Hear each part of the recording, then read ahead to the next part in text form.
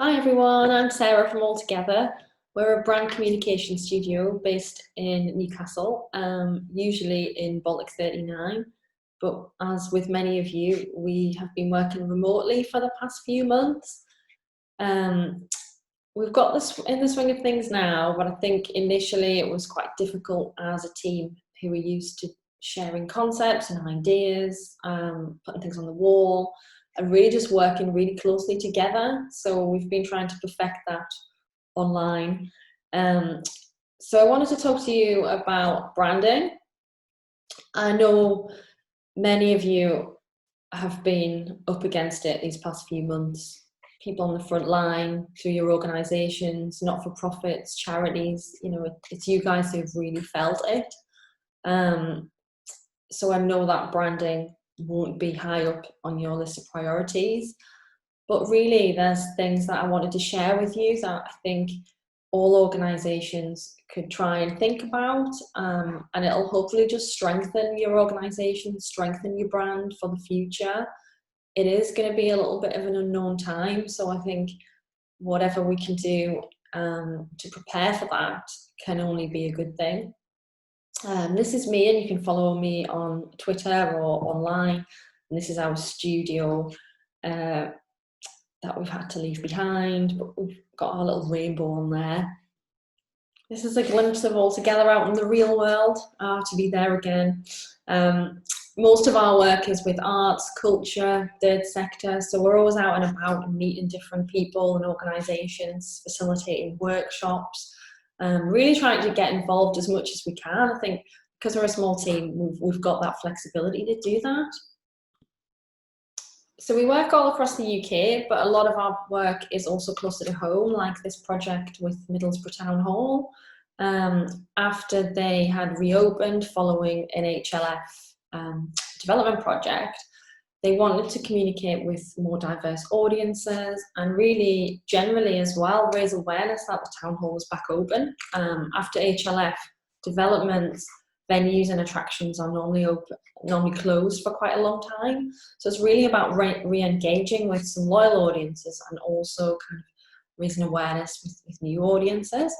So one of the things that we found in the research was that actually the town hall is the civic heart of the town, and for many years it connected with so many generations, and it would be there for the future, for future generations. So the positioning that we came up with the team was all around Middlesbrough Town Hall as the beating heart of Middlesbrough, but not just about the venue, it was about the people, the beating heart of the community, then the beating heart of new talent. So it really kind of gave them an ethos to really get behind. And you can see how the logo developed from the top left, which it originally was, through to a much more typographic identity, which has that kind of dynamic feel, almost like the types crossing and connecting and meeting. This one you probably recognise as well. So this was for the guys at Connected Voice, who were Newcastle Council for Voluntary Service. But as a lot of organisations do, they grow, and almost with that ambition and new possibilities, they'd almost outgrown their name because they were working out of their locality. The name was maybe quite confusing. It didn't actually say what their purpose was, which was all about connecting people and supporting action. So we worked with the guys over a number of months and might have met some of you and met some members. We talked internally to the team and went through a whole process of coming up with a new name, brand identity and wider visual language, as you can see. And Tyne Housing, who are local also, they're based in Byker and almost been going 50 years. And in that time had grown so much to be much more than housing. They were about well-being, much more work in the community, learning and development. It was so broad. So this new brand identity and wider visual language was much more about communicating that and really putting people at the heart of the organisation.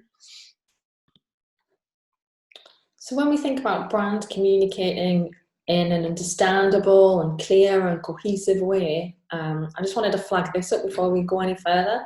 And this was something that I came across when I was kind of receiving different tailored ads and things on Twitter from the government relating to coronavirus comms. And it just really astounded me how unclear it was. And it was no surprise that there was a lack of understanding and a little bit of confusion, because when you look at the grid, like every day had a different color palette, different typography. It was really, it was like about 10 different brands on a page, trying to fight against each other. So there was really no cohesion. And I think that's what this demonstrates, is the importance of having clear, concise, and recognizable, so it feels like you. So with that in mind, I want to talk about the things that go into creating a strong brand to help us communicate more effectively. And we know that in many organizations, and now more than ever, resources are completely stretched. Everybody's trying to do so many things, from the people that you support.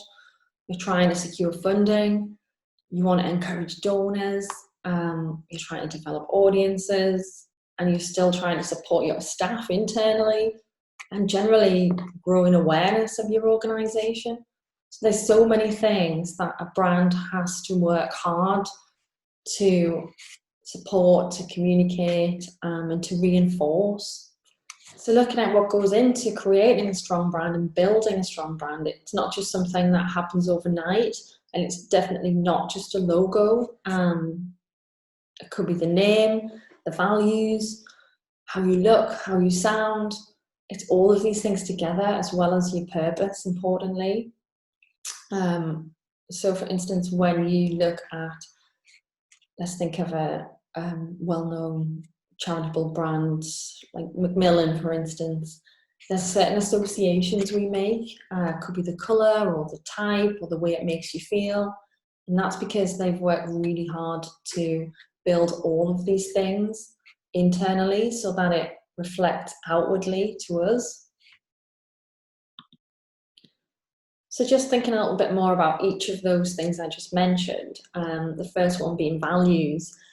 And I always think of values as something that would run throughout your organisation, and it's that kind of old analogy of it's like a stick of rock. If you cut it at any point, it's the same thread that runs throughout, and that's really important to remember. So for a brand impact to be really felt, it's important to start with your values. Really think about what makes your organisation unique. What do you cherish? What makes you tick? What makes you you? And those are the most important attributes that will be at the heart of what you do. And it's important to start by asking the team around you. So ask the people you work with and really bring them along on that journey. Think for a brand to be as strong as it can be, it has to be from within, even before you can start to involve your audiences in that discussion as well. And it is really important to think that you speak to the people around you, the team, your board, your trustees, and also your audiences. Find out what they think. Do they align? Sometimes you find there's a disconnect with what your staff think, what your team think, and then maybe what your audiences and the people who support, what they think. So that's a really interesting exercise that you can do yourself. It could be questionnaire based. It always works well with people in a room, but obviously at the moment that's a bit more difficult. But perhaps start by a little survey, just a couple of questions, what makes us special? And importantly, thinking about values that might not just be things that reflect you today, but think about your vision for the future and how these values could help you achieve those ambitions. So really kind of think big and think, okay, these are our values now, but what do we want to be? Think about how they could support your activity and your everyday work. So if you're open and honest and transparent, is that how you work with each other? So really think about how they can influence what you do. and it really can have a much bigger impact on your work. And as I said, think about if they are they still relevant in the future?